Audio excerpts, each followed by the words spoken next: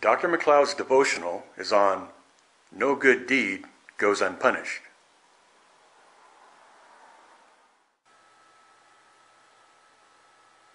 In the Gospel of Mark, it tells of the crucifixion of Jesus.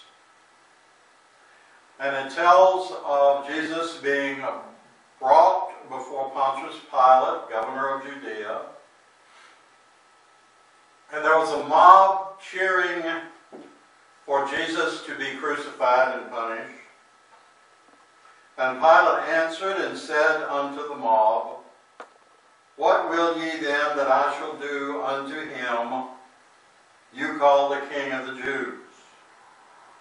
And they cried out again, Crucify him.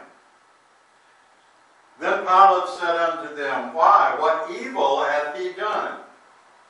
And they cried out the more exceedingly, Crucify him. We need, as Christians, to understand what might be called a pattern of redemption. The pattern of redemption is Christians are called upon to help redeem the world. Jesus, of course, was the great redeemer of the world. But the one thing that comes about is all of us, as we become Christians, are obligated to try to redeem the world. Now, the world is not going to be completely redeemed because people are perfect, and it is not going to be easily redeemed. And we might remember there is a certain truism that says, except in a few circumstances, no good deed goes unpunished. Let us remember, except in a few circumstances, no good deed goes unpunished. Now that does not mean that we should not try to do good deeds, that we should not try to do good things, that we should not try to do redeeming things. But it does mean that when we do them, we should not be taken aback if they have unfortunate or evil consequences. Jesus set out to do good, to preach, to teach. He did a lot of good, and the answer was they crucified him. His good deeds were punished. Now, in the end, after Jesus was crucified, God worked the situation out, and there's no reason to think that ultimately God or time does not work the situations out. But while we are standing there trying to do good, we should remember to do good is the right thing. We are following in the pattern of redemption. But we are probably going to suffer some for doing so. Doing good is trying to better a world that perhaps and often does not want to be bettered. Or doing a good deed is trying to dam human nature like a dam stops water. There is a pressure behind it. What do we do when we are called upon to redeem the earth, but yet the earth is not easily redeemed? And we should not be naive and think this is going to, being a Christian is going to be a Disney World experience.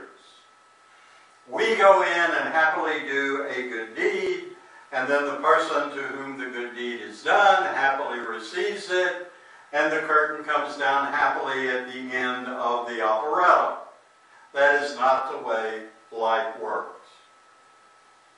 In the first place, it is very often difficult to try to figure out exactly under certain circumstances what we should do. Then we have to figure out the effect upon the person we are trying to help. And the effect besides that upon the person we are trying to help. Doing a good deed is like raising a child. You'll suffer for it sometimes, but you suffer for love. You do not give up the child because you love him or her, but you are willing to suffer for them, and you realize that at some times discipline must be kept, and there is suffering in it for you. Now, very often, people do not want to be helped. They simply do not want to be helped.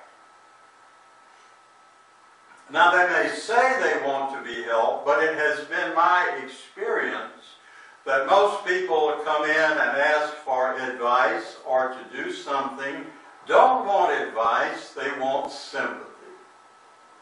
And if you give them sympathy, then they are happy, but that doesn't change anything much and nothing is done. People will often come in and tell you what the problem is, but they really don't want to know much about how to answer the problem or what to do about the problem. Now, if we get the idea that when we become Christians, we are going to do good, and do good will be easily done, and everything will turn out happily, or you can be like the bitter people who come in and say, oh, I tried, but it didn't work out. And one wonders, don't they have any sense of man's human nature that is sinful? A lot doesn't work out. Good intentions don't always create good situations. There is in life what we might call a law of unintended consequences.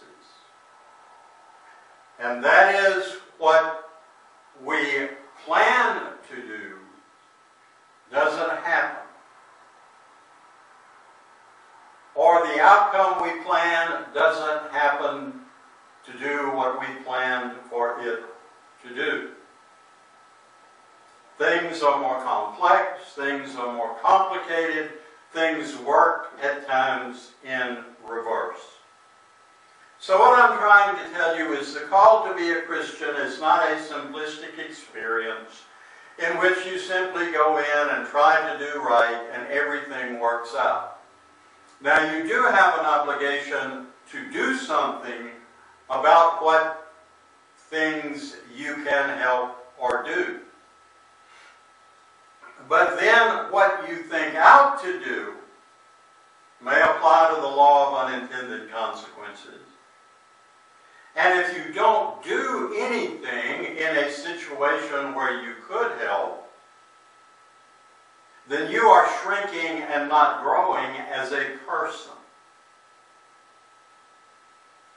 Actually, the Quran says that people give alms not only because it helps the ones they give alms to, it also helps the people who give the alms.